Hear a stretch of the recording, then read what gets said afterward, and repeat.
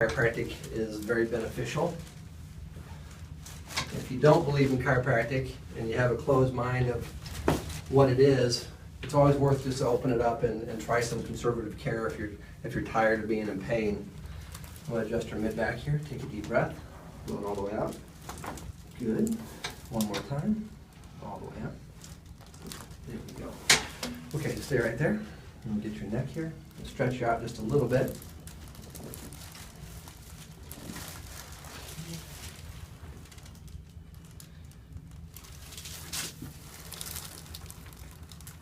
Pop it already. Okay, we'll go this way. One more time. Good job. A little bit. Okay, relax. Good. All right, turn it this way. Okay.